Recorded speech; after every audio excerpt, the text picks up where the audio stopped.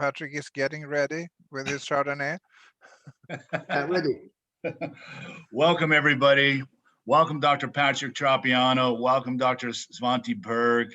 We're here to talk about some relevancy with disc replacement. And I think the best way to start to lead into this conversation is disc replacement obviously has risks and it has rewards.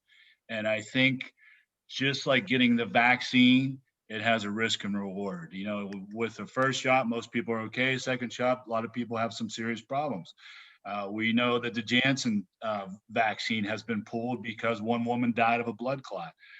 And so with every situation, with anything unusual going in your body, what we're trying to say is there is a risk. And as a patient, you need to be able to monitor along with your surgeon and pick the proper surgeon and pick the proper protocols to make sure that you're aware of what could happen down the road.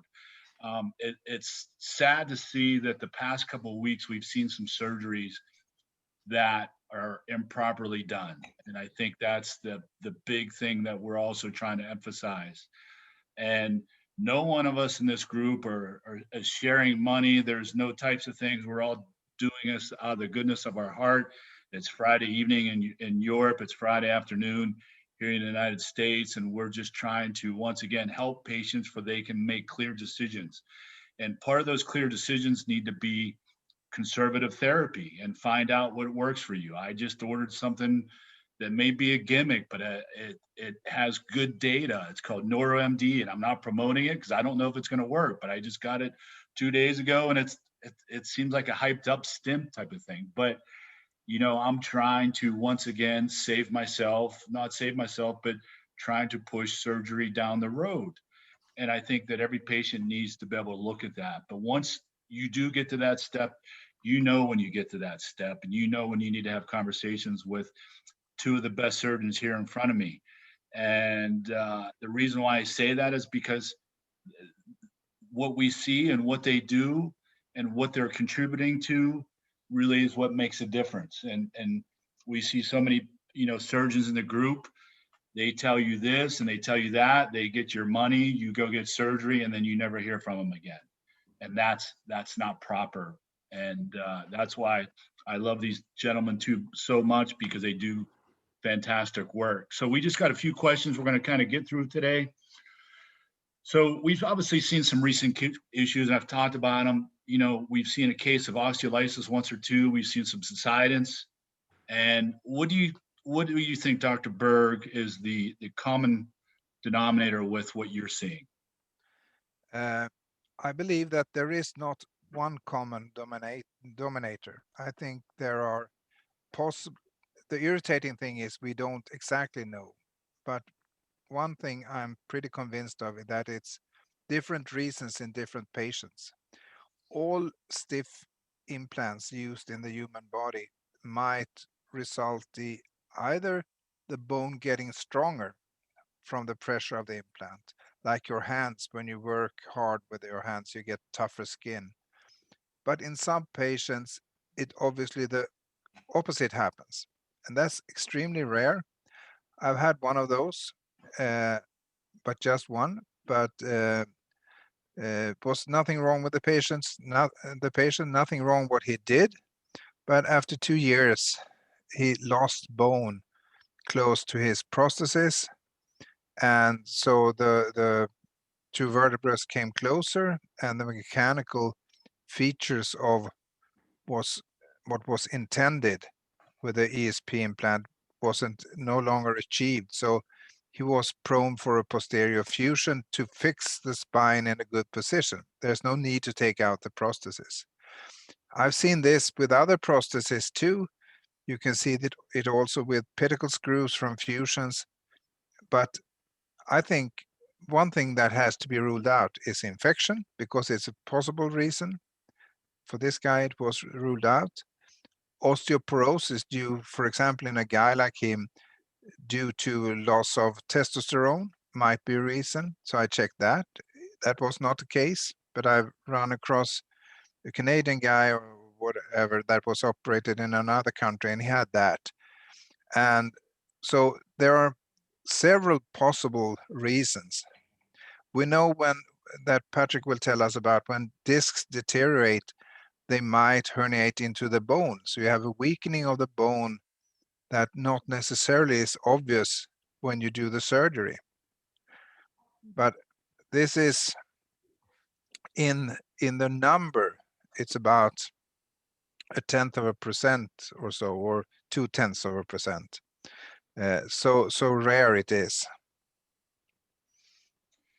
Yeah, and I'd like to add to that. You know, I spent about 3 hours going from the original back in 2018, and I think the group has placed about 3,200 ESPs in the last we're almost at 4 years. We're approaching the 4-year mark. And, you know, recently we've seen, you know, 3-4 cases, various situations. So if you look at that percentage, I still think it's a great prosthesis. Will there be more problems will arise? Of course. Are patients that are doing well come back to the group? No, of course not. If they're doing great, they're not going to be coming back and saying, hey, I'm great, and like that. We do have a few that, you know, bless their hearts, that do stick around and give good reports and give good updates. And sometimes they say, hey, they have some ups and downs. But I think no matter what in life, with your body, with your anatomy, you're going to have ups and downs, whether you have surgery or whether you don't. We all have ups and downs and aches and pains as we grow older. Those things happen. Patrick, would you like to elaborate at all? Yeah, I'm completely agree with Svante, and we have the same vision of that. So also, do you remember the presentation I did in Le Mans, the first GECO, on what can happen with disc replacement and with the Pro disc? You know, there was only failure. I didn't see any kind of good result. I just show many of complication, failure of the process, etc. And this is, I think, the failure in treatment is a part of the treatment. And I don't know if you've been in the Kennedy Space Center. Have you been there before? I have. Yeah, remember that when they start the show, they start with all the failure they have. And there is one sentence in the failure is not an option. Okay, for us also, failure is not an option, but sometimes we get failure. And there is also something is, for me, is difficult to understand. You have 2 patients with the same X-rays, you do the same surgery, you think that you will have the same result, and the result is completely different. One is good, the other one is the worst you can imagine. Why? There are so many factors we don't control. That's why that's Svante said.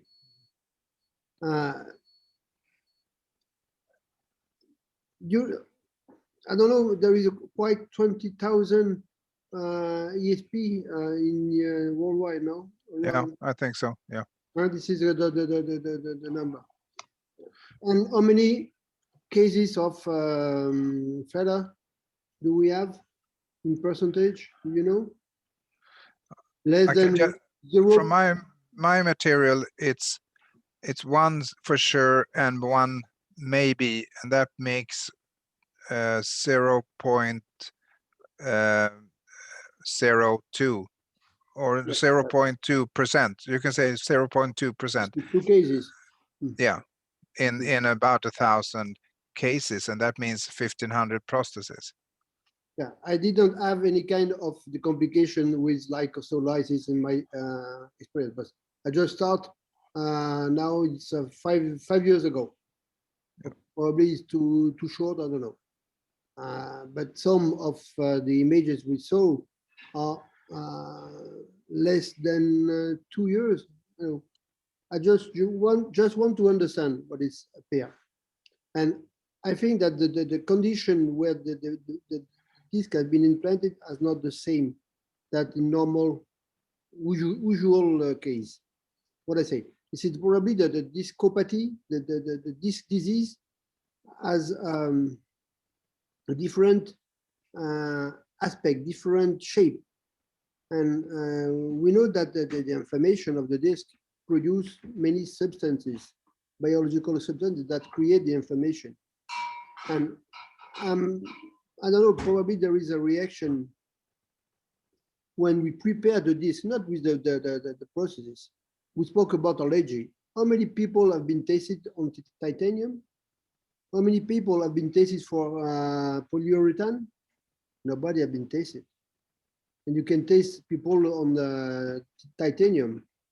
When we do hip replacement with titanium prosthesis, there have been studies speaking about titanium in the blood, etc. But there is no complication about it. There is no issue of that. Right. Of course, people have titanium in the blood, but what is it better, to have a prosthesis and able to walk, or to have just a small amount of titanium in the blood? I don't know. I don't know the answer of that. I also think it's very important to keep apart these late cases and pictures that are sometimes sent for me for early subsidence of prosthesis, because in those cases it's been an injury during surgery to the end plate, and the prosthesis hasn't been hung up all the way posterior to the posterior ring, and that's why some surgeons, strangely enough, feel the need for screws there instead of getting it in the right place. But that might give an early subsidence. But these cases that we are talking about now is cases that have been perfect looking in X-ray at 1 year checkup, and then suddenly something happens. And I think we will solve new problem with the screws in few months, not in 10 years, but in few months, where we will see the metallosis reaction due to different metals, because all the screws are in stainless steel, not in titanium. And if you put stainless steels and titanium in contact, you have metallosis, and very, very deep, very rough one. This is my first concern of that. Second, the screws, when the vertebral body is dynamic, it's not fixed. When there is motion, when you reimplant the prosthesis, the vertebral body continue to have this kind of motion. It's elastic and plastic. And if you put the screws only in the spongious bone, the screws only want to unscrew, and then the screw will be off of the vertebral body in very, very few time. Yeah, and that can give vascular injuries. That is another story. Yeah. But yeah. There are many concerns. But I think, you know, a new device is always accompanied with different might and reality. You know what I mean? This is in the mankind, the new things are fashionable. You have fashion for a new thing, and then it's fantastic. On the other side of the fashion, you have the fear of new thing, and if there is a problem, always you just think about the new device. So that you don't think about the guys who put the implant. I think most of the problem first time could come from the surgeon and not from the device. The device is not alive. It's just a piece of metal. Okay, by itself is nothing. But the guy who put the implant into the disc make the device living. That's it. And that is the most important. And then the most important part of the failure is probably the surgeon. And we know with Svante how to put this prosthesis properly. But unfortunately, many surgeons don't do it properly. We can just put our fingers in front of the eye. We have to just to face the reality and say that we have to train more surgeons, and then to have to probably ask to the guys, we have to do that for implant properly the process, not what you do normally. Yeah.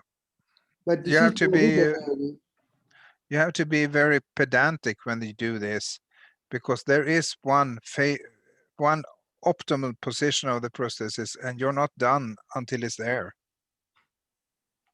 yeah. Yeah, that's I'm just going to do a real recap, and I think Patrick brought up some really good points. You know, hydroxyapatite. Let's first talk about hydroxyapatite, because there's been a lot of conversations about that. I can speak Hydroxyapatite. about hydroxyapatite if you want.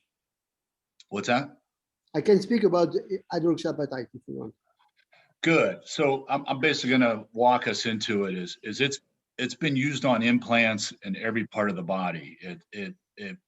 It works amazingly well to start that conductivity of the bone to adhere to the implant. It is very important. We know that when you don't have some type of material like hydroxyapatite or some type of calcium product that will not speed up, the process of fusing is very long. That's why when we fuse, we got to use materials to speed up that process and the fusion, because the bones will periodically take a long time, and that long time creates pain until the fusion process is completed. So go ahead, Patrick, talk to us a little bit about HAP. HAP is very, very old in orthopedics. We know that since 30, 40 years. Right. And I am not aware about one case of allergy with HAP. HAP is bone. It's like bone, you know, it's a stone, but it's the part, the mineral part of the bone. Yeah, synthetic bone. Yeah, there is no protein, nothing to make an allergy. You agree with me, Svante? There is no I agree. to have allergy with it. And now we saw that is a problem of delamination of hydroxyapatite. If you have delamination of HAP, okay, you will have a piece of HAP in a corner, and probably it will be included inside the bone, or not, like a stone in the shoes, not more. Yeah. Yeah. It's like it's inertia. What do you say? I'm not the term in English. Say it again. Let me check. You go for Google. No, yeah. Meanwhile, you do that. I can just say that I can do my best. Inert. Yeah. Inert Passive. Yeah. There is no body reaction of that. No. Okay. Even if there is delamination from the processes, and I don't know why there will be delamination, because there is no motion, or there is the micro motion, there is no delamination, and it has been tested, and the HAP in the ESP is the same that the beginning. There is no changing. They didn't change the process, and the process is still the same since the beginning. Right. And it's very sure, and then everybody uses it. All the hip prosthesis uses, all the knee prosthesis use it, all the shoulder prosthesis use it. They use it also in dental surgery. Yeah. It's shameful. But no, the problem with people who are not aware of things is that they speak about it's fake news. It's just we have fake news everywhere, and that is the people. That's very true, because you will always have a few rare cases that have complications, one or other sort. And I've seen the same type of loss of bone with Charité, ProDisc, Maverick, Kineflex, Orbit. It's not something that just happens to the ESP disc. The ESP disc has been used for 16 years, and nothing that I've gone through would say that it's more frequent with that disc. The advantages of the disc saving the facets is overwhelming, but no more loss of bone with that prosthesis than with any other prosthesis. I have a question. Do we know the patient with those reaction or body reaction around the prosthesis? Do they have more pain? Do they have some symptoms of that, or only just X-ray syndrome? I think a few of them have pain, and I think a few of them don't have pain, right? That's and we were going to Is there a different pain than after the surgery, or is it the same pain than after the surgery? Is there a difference? Is something appear differently? Right. That is the most important thing. My case had severe bone loss, so the arrangement of the segment was lost. It went into kyphosis, and he had, from being about 2 years or more than 2 years totally free of symptoms, he started having his old low back pain again, since the segment wasn't working anymore, and he lost configuration of that segment. But I don't think that the loss of bone in itself is painful, but if it gives mechanical complications when you lose bone, then you might have pain. Do you agree, Patrick? Yeah, I agree with you, of course. But in any cases, we saw failure, and we didn't see mechanical failure of the process. No. There are some subdone. The subdone is most of the time is not painful. No. Very true. You know, and I saw a patient I operated 22 years ago with a pro disc. It was a 3-level pro disc. If you look at the X-rays, it's a shame. The process is in this way, this way, this way. But this is the evolution of the spine. And even if we implant the prosthesis now, probably in 20 years, this prosthesis will have a bad shape. But all the spine has bad shape because it's growing age. Right. Then we cannot be young for all the life. Nowadays, you know, in France, it's forbidden to die. It's the reason why we still in lockdown. And if you 95 years old, oh, just a disease. It's not. If you die, it's not permitted. Okay. You're not allowed. And we have in a complete, it's a psychotic situation. Nowadays, it's zero complication, zero anything. No, life is not zero. No, I agree. And I think in my mind, the completely loose mechanical prostheses have a higher risk of deranging in slight degenerative scoliosis. And that is one of the reasons why I shifted over to the viscoelastic one, because the prosthesis in itself will be parallel. The end plates will still be parallel in the prosthesis. While when I used the mechanical ones, it was a game of balance to keep them parallel. Do you agree, Patrick? I completely agree with you. Yeah. Yeah. And we change the shape, and then the evolution of the posterior facet give the evolution of the disc replacement.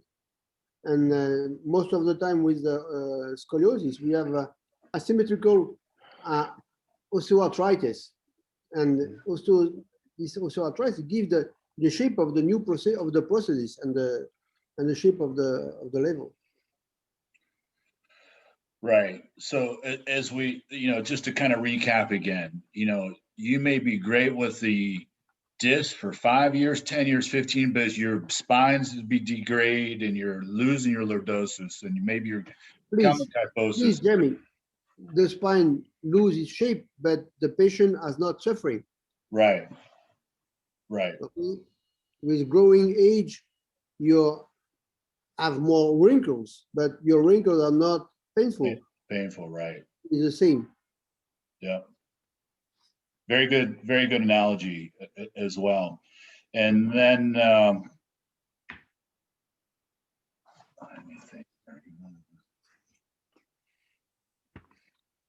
So you guys talked a little bit about that, but I mentioned this to you earlier. You know, you guys been implanting in disc for 20 years now. Do you ever have a patient? What's that? More. More than 20 years. 25, sudden 25. 25 years. Yeah. 25 years. Have you seen patients a lot How from many 20 surgeons, please, Jamie, how many surgeons has this kind of experience worldwide nowadays? How many Less that is than done? 10. Less than 10. Yeah. Okay. And then we look at everybody speak about everything. As to the people who have the experience, that's it. Yeah. Very good point. You have to look at all that. You have to be able to look at, can your patient, if something does occur improperly in your body, can your surgeon fix it? And those are seems to be the problems that every surgeon, you know, leaves that patient and doesn't even respond to emails when there's complications arise. So we dabbled a little bit about the screw being placed to hold the ESP in place, and just a little bit of recap. And I wanted you guys just to touch on it real quick. Obviously, it's a bad idea because of everything that Patrick mentioned, metallosis, if they're using a stainless steel screw on titanium. I think they're using titanium on titanium, but that's a guess. I can't obviously tell by x-rays. It can still back out. It can still back out. It can still back out. Right. That And is, then if that screw backs out, what are some of the complications that they'll have to know if that screw backs out? Because if you don't implant the prosthesis properly, the prosthesis will push the screw. Right. Right. and if you put the screw there instead of implanting the prosthesis properly, then the motion in the vertebra, as Patrick mentioned, will, whether it's titanium or stainless steel, the screw will have a tendency to back out, and then it gets straight into the big vascular structures. And that can result in a suddenly dangerous bleeding. That's exactly what I wanted to talk about. So, you know, complications with that. So if you're talking to your surgeon and he says, hey, I may use a screw, hopefully he has answers on, you know, the complications of bleeding, internal bleeding, and be able to solve that, because that's obviously much dangerous situation when you have internal bleeding. So we're going to just get a little bit lighter topic. I think we covered everything that we needed to. When will spine innovations make more sizes? Do either of you two know that question yet, or is it still not being discussed? It's on their agenda, I think, both to make smaller and larger footprints. In my mind, for the smaller, they also had to make a little lower ones. We have small people in Asia, for example, and they should, of course, have a portfolio that covers all sizes of human beings. Now they cover most sizes of human beings, but not all. Right. What is both happening with you two currently with surgery? Dr. Berg, I guess I'll let you answer that first. Obviously, we know you left the clinic because of COVID. That clinic decided they wanted to be more focused with COVID patients. So now you're working in a university and another clinic. What is the outlook for someone that's interested in coming to Sweden for you? Presently, the thing is, the Swedish authorities say that everybody working in healthcare in Sweden should be doing things for all the sick Swedes, and meaning that even if we can cover, we bring in a vaccinated patient, it's not for the contamination of a patient, is that the authorities don't want health care people in Sweden to spend their efforts on somebody that's not living in this country, because they are under so enormous strain.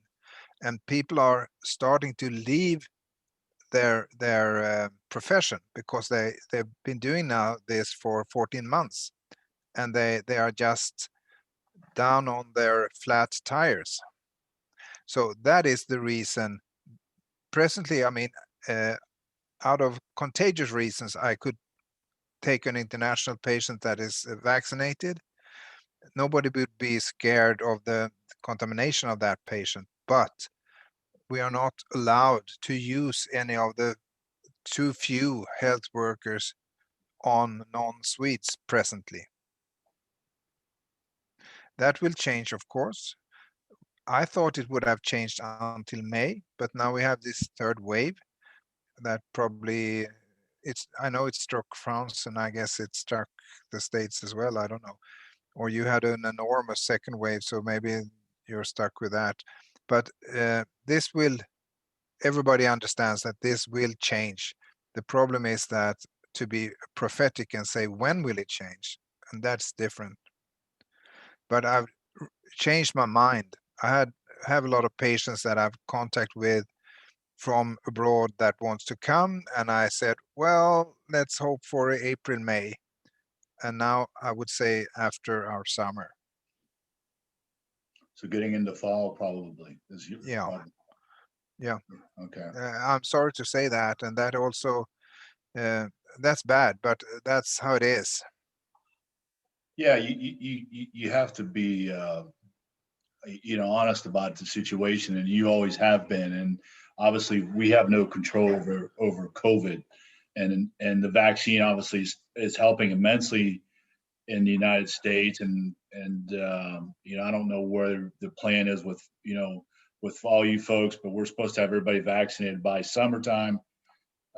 I'm not sure if that'll happen, but Patrick, I know that obviously you're working in Marseille and you're going to a few new places in Spain.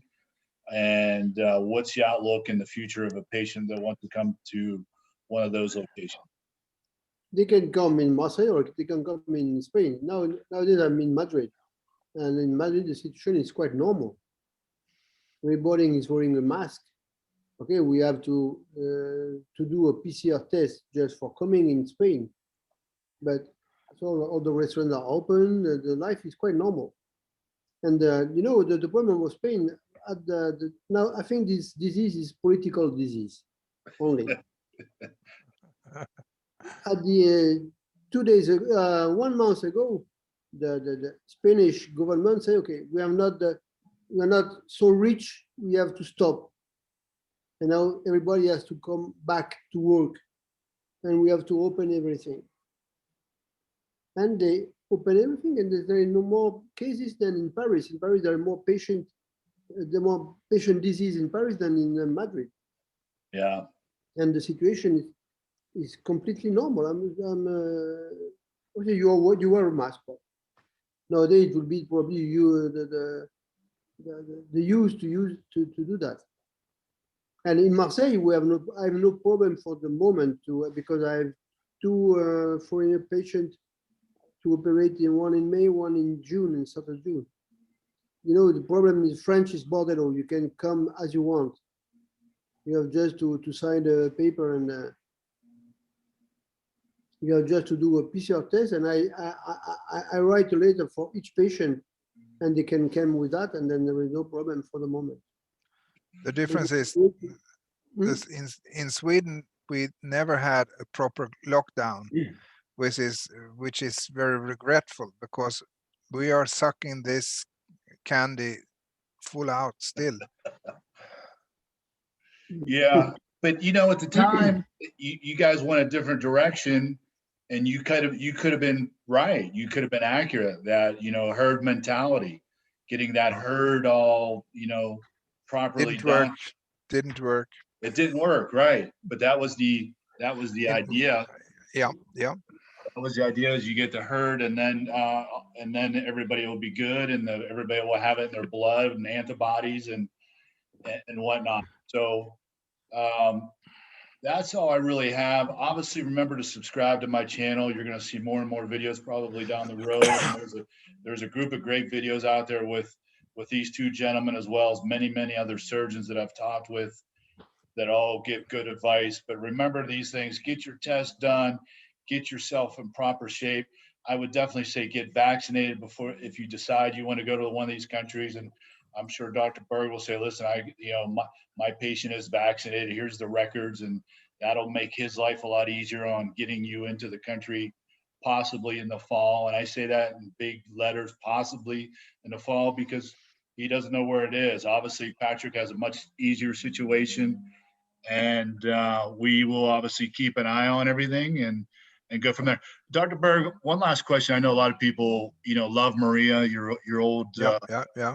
Is she going to My be? physio. What's that? She's gonna be with me when I get restarted in the Stockholm area. This is intermediate because of the COVID. So I'll be restarting in the Stockholm area, and then Maria's gonna be with me. Of course, we have a daily contact. Fantastic to know. Patrick, did you leave us, or are you drinking some more wine? I think he left us. I'm just, don't worry. I've just connection. Oh, okay. You lost. Here I am. Hello? There you are. All right. Fantastic. Yeah, I changed my place. Yeah. Well, listen, Okay, fellas. I invite you, everybody, to come in Europe. Europe is a safe country. Even if we have bad advice from the others. And then, of course, do you recommend your patients come vaccinated, Patrick? I don't know. It's schizophrenic situation. Do you think that this vaccine will protect everybody on everything? Well, the Pfizer fellas. Probably it would be only the passport to travel, and we have to. I'm vaccinated. Yeah, I am. Have to do it just to be as the others. Yeah. Are you vaccinated, Svante? Yeah, I'm vaccinated. Yeah. Right. Twice with Pfizer. But now Pfizer say today that we have to have food. Yeah, free. Yeah. Fantastic. One every year, I think. Yeah. I think we're gonna have one every year. You got to keep that. Got to keep the money coming in. Yeah. Got to keep that government money coming in, I should say. You have some action from. Well, once again, I hope the group really is thankful for you two doing this, because I obviously am. Just be able to give some good advice, and hopefully this may be it for a little while. We're not sure, but obviously we'll tackle it if something comes up. And you guys have a great Friday. Have a great weekend. Okay. Thank you. Thanks a lot. Bye-bye. I hope to see you face to face in the next future. Have a